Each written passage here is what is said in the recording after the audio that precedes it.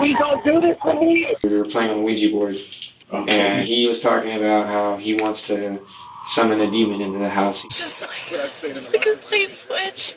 It was the scariest thing I ever saw. When dispatchers in Spokane, Washington answer a 911 call, an urgent cry for help is followed by chaos and screaming on the other end of the line. Police respond to a scene where a man lies naked and stabbed, a woman stands soaked in his blood, and a third person has vanished, leaving behind a trail of questions and the fractured remains of a night gone horribly wrong. The following is based on official police records, and the footage has never been seen before until now. It's just before 6 a.m. on August 13th, 2020, when the call comes in. 911, what are you reporting? Hello? You're saying start. What, ma'am? I barely hear you. What's going on there? Please don't do this to me. Ma'am, what is the location?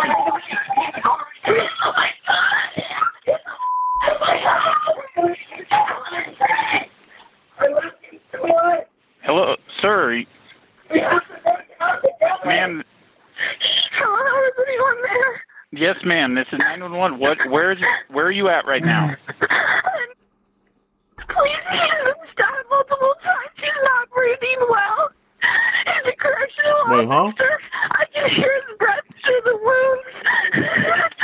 Just relax, please, Anthony. I have you. You're okay. Ma'am, you're with him right now? Okay. Yes, I'm covering his wounds. Where is the person that stabbed him? He's trying to run away. He ran away? Yeah, please stop. Please hurry. He's not doing well.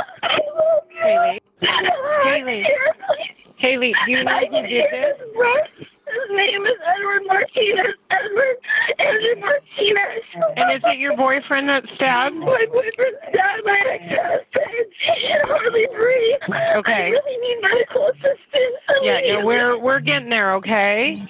The assailant, 19-year-old Edward Eddie Martinez, has already fled on foot. Officers arrive to find the neighborhood quiet, one pausing on the sidewalk to question nearby residents. You guys see anybody take off from here? You guys see anybody run away from here? Although officers don't yet realize the horrific scene waiting just inside the house, they're about to witness it firsthand. Still on the phone with Haley, the dispatcher attempts to get more information to help guide them to the residence. What color is your house? My house. The house that you're at. Come on. Help me, Haley. Haley, Haley, come out front and make yourself known to officers. You can, because the sooner you come out, the sooner we can help him. Okay, come out front. For real. I'll be right back. I'll be right back. Come on out. Who else is in here? Making my dog sleep. Who else is in here? Really... Where's our victim at? Dog's friendly? Hi, dog. Hi, puppy. No, it's okay. Where's he at? He's in here. I think it's a hot puppy. Keep that door open. Keep that door open so partners can come in. Spokane police. Spokane police. Anybody else in here, man? Yes. Yeah, we need med supplies now. 25-year-old Anthony lies nude on the bedroom floor, drenched in blood and barely clinging to life. Oh, we need chest seals, bro. In the back! Medics in now, please. He's still alive, but... Hey, partner, Spokane police. I got a faint pulse still, but...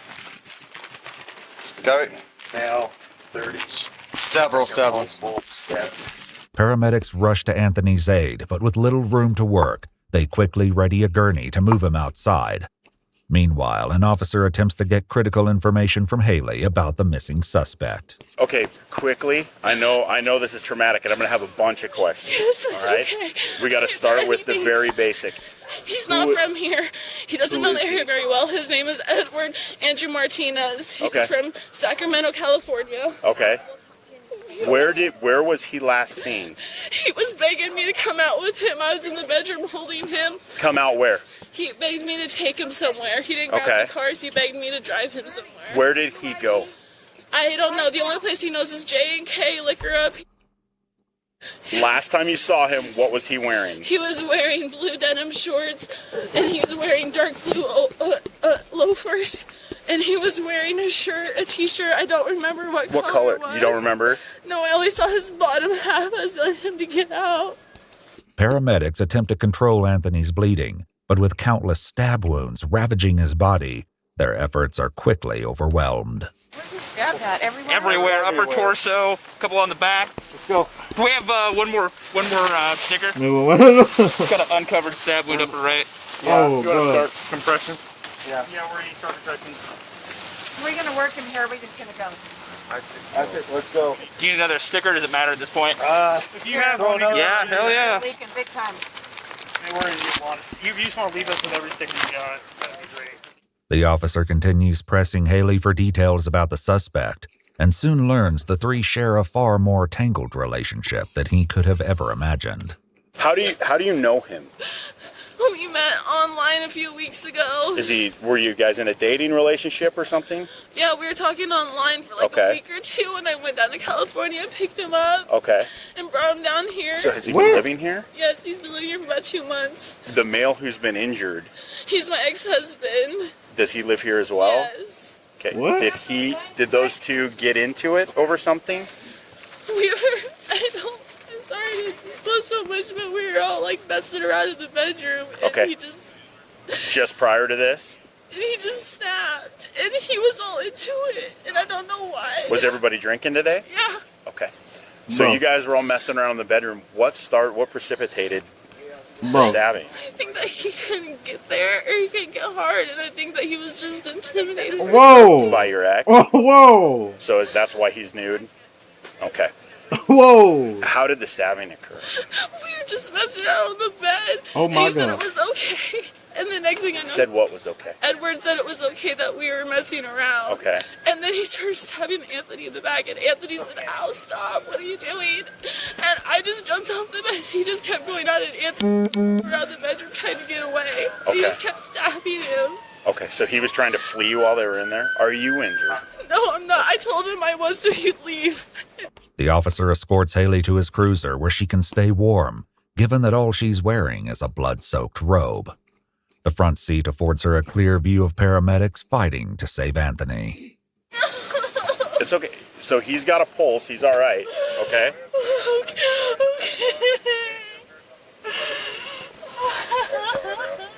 Haley? Haley, I need you to listen to me, all right? We need to think real hard where he would have gone.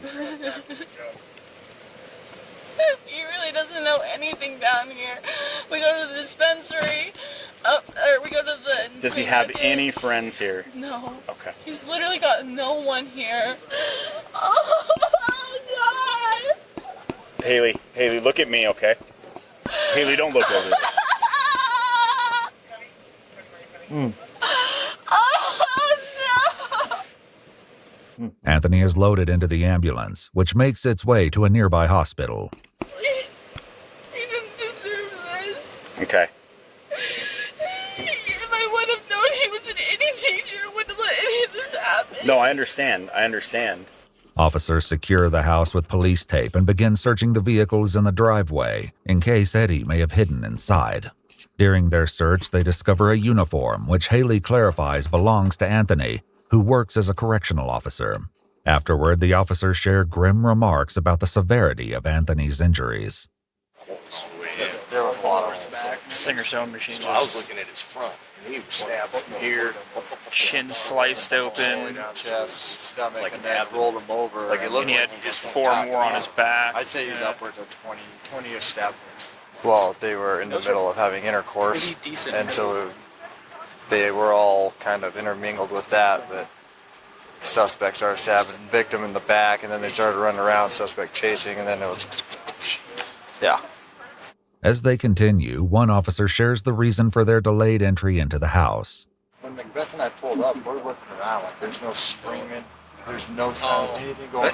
That was sounding kind of weird. Yeah. You guys like, and I was like, are we sure it's... And then she finally came out and, well, I was like, yeah, we're at the right house. Was he conscious? The victim? I wouldn't say conscious, but he was taking some gasping breaths, and he would move every once in a while. That's called agonal breathing. Not good. Pulse down to like low 40s when they picked him up and carried him out on his drink. That's pretty. There was some of that, like, thick gelatinous. Well, but yeah. He had bubbles come out of his armpit. Yeah, that's bacterial bleeding. I've never seen so many chest seals on one person. Haley provides officers with a photo of Eddie to help them as they organize a search. Still, her greatest concern is for Anthony, fearing that any hope of saving him is already gone. Well, I'm not trying to give you false hope, but I'll tell you too, if he was expired, that ambulance would have never left this location. So he was alive when he left here. I feel so incredibly guilty. I don't even have a stab wound. Like, I didn't even protect them, you know? That's what sounds like it happened really fast. Did I? Okay. I didn't even know. A canine tracker and drone operator work together to scour the neighborhood, hoping that Eddie may still be somewhere nearby, but there's no trace of him until 7:13 a.m. when Sacramento dispatchers contact Spokane Police. Crime check, what are you reporting? Hi, my name's Katie. I'm a dispatcher with Sacramento Police Dispatch. I've got a caller on the other line whose son called them from Spokane, Washington, saying he was running for his life. Is this the correct phone number? He's in Spokane, yeah. Yeah, okay, let me bring her on. Okay, ma'am, you're connected with Spokane Police. Go ahead. How long ago did your son call you? At 7:08. So about 5-7 minutes ago. And he said he was running for his life. Did he say where he was at? That's what he told us, and he said he's at the 1500 block of Wesley Avenue there in Spokane, Washington. There's a park near there, and he was walking in there, running in an alley, and saw some stranger and asked if he could use the phone. Okay. Their phone. Any reason why he didn't call 911 himself? Yeah. What's his first name? His first name is Edward. Edward? Let me see if we've got any calls from an Edward. 1 sec. No, it doesn't look like it. Seems odd that he wouldn't call 911 and just call family in another state. Did he say exactly what was going on? He just said that he was running for his life. Following the tip on his location, Eddie was quickly found and arrested without incident, which was relayed over the radio to the Canine Search Unit. Yo! Sweet. Attaboy. Surprised that went peacefully. Well, thanks, Mom, for calling. Right? Yeah. Heck yeah. Eddie is taken to the police station for an interrogation, where detectives will soon try to unravel how a seemingly consensual encounter erupted into a violent bloodbath. As he waits for the interview to begin, his unsettled voice fills the empty room. Alien. I just want to see the alien. So we're just going to really everything will be fine. And I should still work down, not me. Doesn't mean I should have taken his life. He's tired of being a landlord. He's tired of it. It's worth. Hey, Eddie? Edward? What do you prefer to go by? Eddie. Eddie? My name is Brian Sesnick. I'm a detective at the police department. It's Detective Doug Strosol. They tell you this room is recorded, audio and video recorded. Obviously, it's a police station. Just to my crazy empty thoughts. Well, the reason I'm here is obviously to find out what happened. That's my job.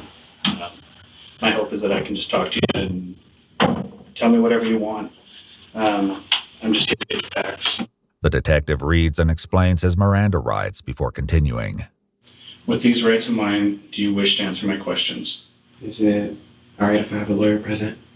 You would like a lawyer? Yes. It is. Though it seems the interview is over before it begins, what the detective shares next changes everything. So what's going to happen? We're going to have someone come in here. They're going to. We're seeking a search warrant to get photographs, buccal swabs, which is your DNA. They'll be in here. When that's done, you're going to be booked into jail.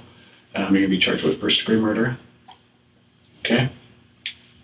He's dead. He is dead. You killed him. If you change your mind and decide you want to talk to me about this, you can always send a kite. Yeah, I don't need a lawyer. Forget that. I know what I did, and I'm not going to deny it. Eddie has read his rights once more before questioning begins. So before Before we go into everything, I just want to ask, why did you say you wanted an attorney and then decide to talk? Is it because you didn't think he was dead? I mean, what? No, I was just, I don't know, thinking too much about it. Thinking too much about it. I've been thinking about too much lately, and it's... I get it. Gotta be the death of me. What's going on with your life? I've just been off a lot, and like, just not doing the right thing, and it took me over mentally, and thought I was going crazy. Mm-hmm. But I literally thought that there's like someone else in my head. Like, I'm not the only one in my head. Might need testing, because I don't know. Do you have a counselor? No. Right. So what are the tattoos? See, that's a tree of life. What about the K on your finger? My girlfriend's got a matching Q. Oh, okay. Does it mean anything, or is it just because we're together? Just because you're together. I mean, probably not no more, but yeah. Eddie explains he first met Haley on the dating app Badoo. I guess I was the first one to like her on the profile, and then she matched with me, and from there, we just clicked. Like, it just felt so natural talking to her, and you know, I was at a point in time where I just couldn't trust anybody around me, even people that I loved. Sometimes I just thought were shifty, and I don't know. I've just been seeing things in a really up way. He tells the detective that Haley lived with him temporarily in Sacramento before deciding to return home to Spokane. I wasn't going to stop her. I just went with her. And a lot changed after that. Like, I like literally just cut everybody off for my new life. Sure. What all did you know about her at that point? Well, I knew her situation, which she was still living with her husband, who she's claims to be divorced with. Although Haley described Anthony as her ex-husband, their divorce wasn't yet finalized at the time of the incident. And I, at first, was okay with the idea of it because I didn't think she told me, you know, he's not going to be on no weird he's not gonna do the things that he did do and did drive me off the edge. So how was the living situation in the house? It was fine, you know, for a while it just functioned, everything just worked, and there were moments where I would find text messages between them of things I didn't want to see, and that, you know, I kept telling her about it, I keep telling her, and she keeps ignoring it, you know. After news of Anthony's murder broke to his family, some were quick to point blame at Haley. I'm curious as have they arrested his wife, Anthony's wife? If not, you all need to put her in cuffs. Okay. All right. And so, for what reason? Apparently, what they said on KH2 on their website said that the two men live together. All right. Anthony's married. Okay. The suspect is his wife's boyfriend. I just think that she needs to be looked at pretty seriously. This girl has created this situation. This person who stabbed my nephew, she is just as responsible for this as he is. But as investigators have learned, things among the three seemed cordial until last night, when, according to Eddie, everything shifted after they began partying and playing an unusual game. We started taking shots of gin. How many shots did y'all take? I mean, did you polish off a bottle and just take a couple? We had like 4 shots each. Okay. It was like one of the bigger Master Jam gin bottles. And we just took that. We also took a couple of dabs. You know dabs, right? Well, you tell me, just so we're on the same page. It's like a THC wax, and they get it really hot and inhale it. Yeah. Okay. And so y'all were sitting around doing that. How were things going at first? At first we were playing, it was pretty weird, we were playing on a Ouija board. Playing on a Ouija board? Yeah. Okay. And Anthony was talking about how he wants to summon a demon into the house, even though he thinks the house is full of good spirits, and summoned a name Zozo or whatever. He was like begging for Zozo to come and, like, you know, be there, and the thing moved to where he wasn't going to be there. Like, they said no, And I asked it a couple things and got some interesting answers. After attempting a demonic summoning through the Ouija board, they turned on some music, and sometime after midnight, Eddie says that Haley came to him with a proposition. Haley comes on to me, wants me to have sex with her, right in front of him. And he's sitting like right there, like on the corner, at that distance from the bed. And so whose room are you in now? We're in ours, and he's just in there. However, Eddie's version of what happened doesn't quite align with what Haley told an officer at the crime scene. I don't know, like, he just got too up tonight or just lost it or what. And he wasn't doing anything besides smoking weed and drinking gin? No. Okay. And it was their plan. Like, I, went in on it, because I didn't even, So, do he and Anthony get along? Yeah. Is their plan to have this sexual encounter with all of you? Yeah. Okay. I was really drunk, so I couldn't work anything up for some reason. I get that drunk sometimes. I can't. My body just goes numb. And I have So you couldn't get hard? Yeah, basically. Okay. So what happens next? She starts trying to get me somewhere. It's not working. I don't know. We start messing around, and then Anthony starts coming up, rubbing mine and her feet. And just, I don't know, it made me feel uncomfortable, but, I was already uncomfortable. So basically what happened was he was like, man, I ain't on that gay shit. Hold on. This is not funny, but damn, this man talking about, he started rubbing on my feet and hers, and I was uncomfortable. That nigga basically said, I ain't on that gay shit, gay. We start messing around, and then Anthony starts coming up, rubbing mine and her feet. And just, I don't know, it made me feel uncomfortable, but, I was already uncomfortable. So it just, added to it, and I don't know, I started feeling a deep anger inside of me. Just building. And, after a while, I literally took a step in the bathroom. Light wasn't on. And all I can think in my head, as soon as I walk in that bathroom, is literally, I went to find a knife and then lost it. Eddie then left the bathroom and retrieved a small folding knife from the living room mantel above the fireplace. And then obviously you went back to the bedroom. Right. And did you say anything to them? No. I actually kind of did this pretty sneaky. And that's what I feel bad about, is I was pretty sadistic about it. I took the knife and I literally hid it between my ass cheeks. So no one would see me walking in. You were completely naked at this point? Yeah. And sure enough, when I sat down, I moved it to where I could easily grab it. And then I said, well, since you guys are doing this right here, you might as well change the view, And I got him to turn around where Anthony's back was facing me. So how were they when you walked in? They were facing me on the bed. And when I was sitting like this on the bed, when I laid down and hid the knife. And then I picked up my phone and... Not my phone, I picked up her phone. Because they said turn a light on. And I turned the light on and used that as a distraction. The light on the phone? Mm-hmm. And I just did what I never thought I would do. Ever. It was when I came back in the room taking a piss. Mm-hmm. And I see him now giving telling me to join in, knowing that I'm not going to. Mm-hmm. And I don't know what it was, but just seeing that and thinking about just everything else adding up, I felt like nothing mattered. And literally, I said, F it. And I feel bad about it now. I feel remorse now. I genuinely miss Anthony because he was an alright friend. I don't know what drove me to take his life. I couldn't stop.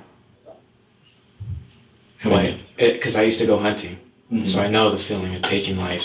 I used whenever we get a deer, the dog would go fetch it and it wasn't quite dead. When you shoot it with a shotgun, brings it back. I had to snap the necks of them, and that actually gave me a rush. It was pretty gnarly.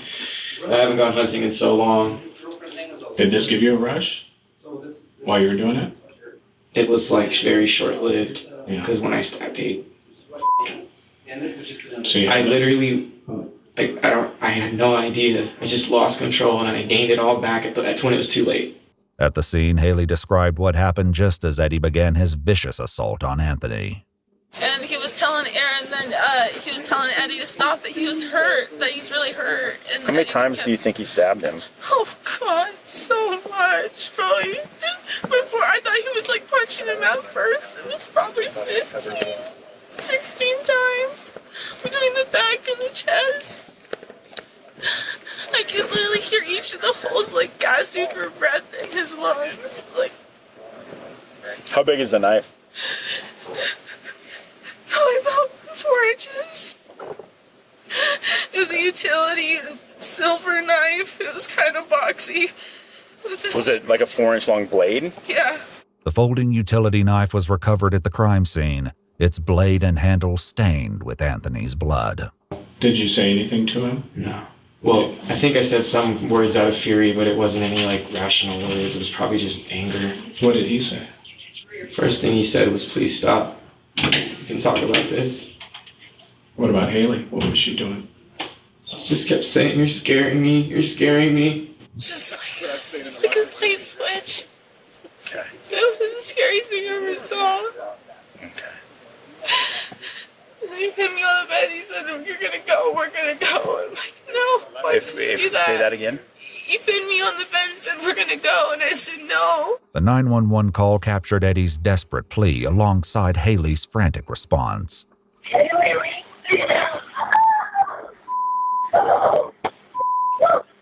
So he tried to force you to go? Was he holding your knife point when that happened? No, he threw it on the bed. He didn't have the knife. No, he threw it on the bed. And he said, he can't do this to me. And I said, I got to. And I jumped down off the bed, away from his grasp, and started grabbing Anthony. And he started getting dressed. He said, you gotta get me out of here. You gotta hide me. Like, I'm not gonna hide you. I gotta make sure it's okay. You remember what you said to her? Yeah. I think. What'd you say?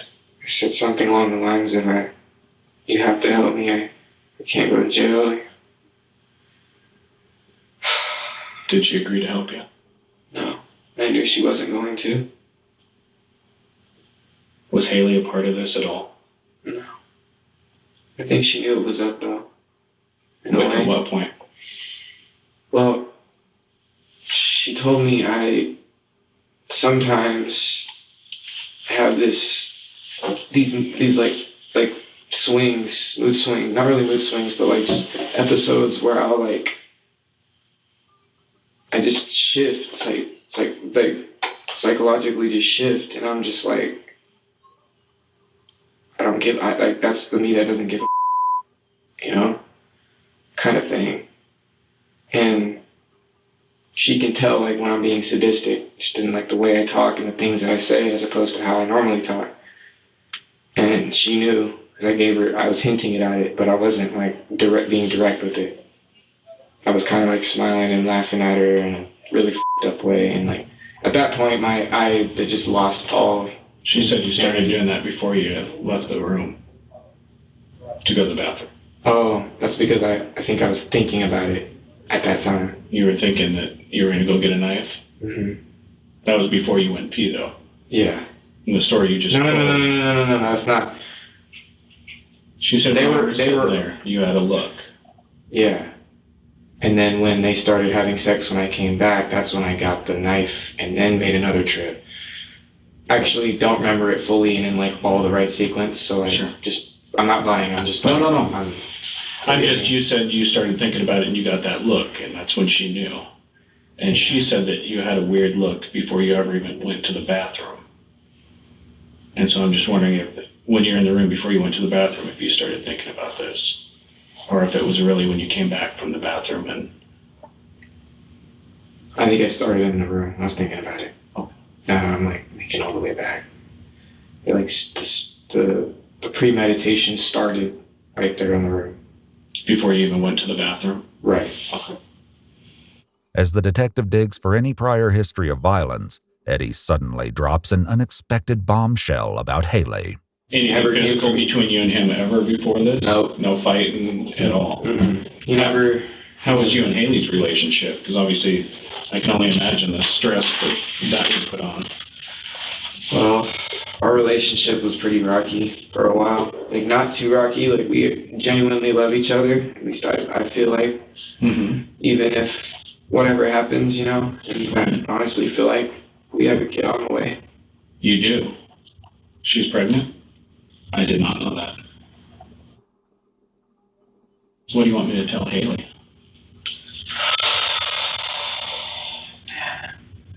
It's just a lot.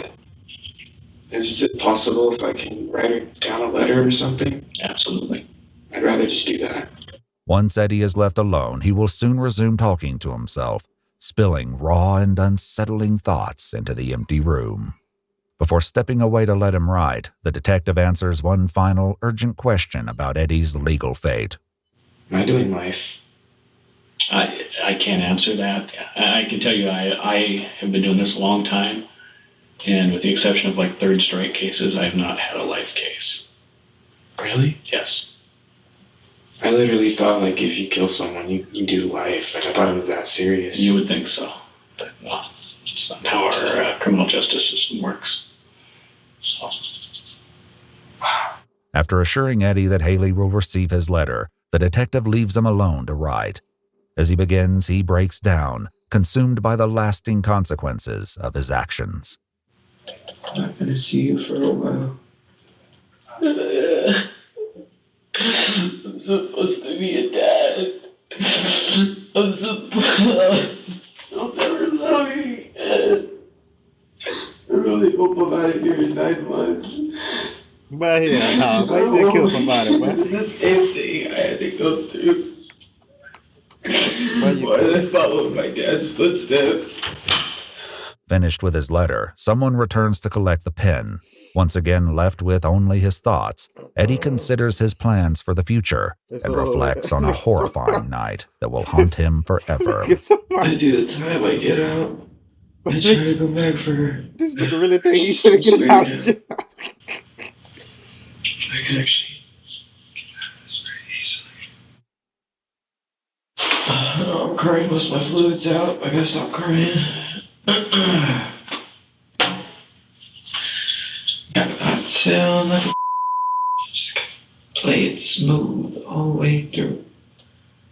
Eventually, find a way. Yeah, I killed a man. Stabbed him 8 times. He was raping my girlfriend. He got her drunk so he could rape her. Yo. To me, too. Thinking I was just gonna let it happen.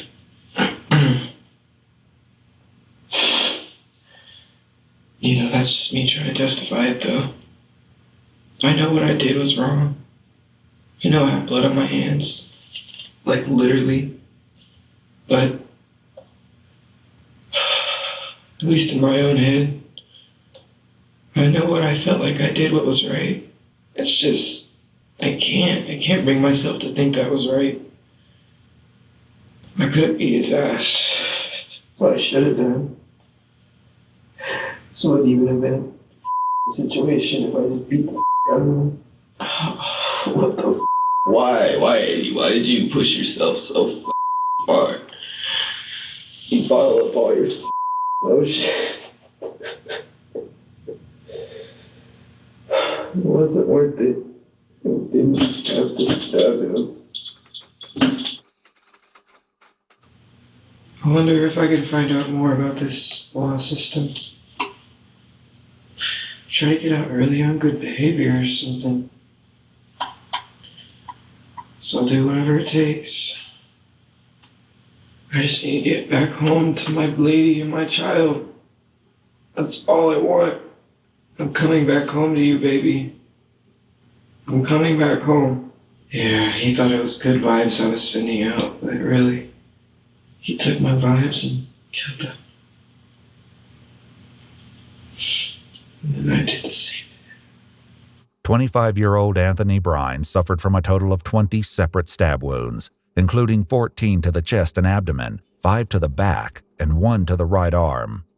After investigators executed a search warrant to collect photographs, DNA, and his clothing, 19-year-old Edward Eddie Martinez was taken to jail.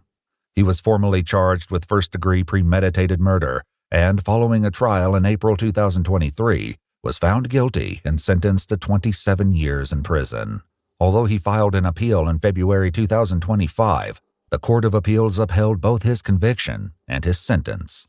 If you'd like to see select new videos early and help us keep uncovering case files that rarely come to light, you'll find extra footage and unseen details on our Patreon.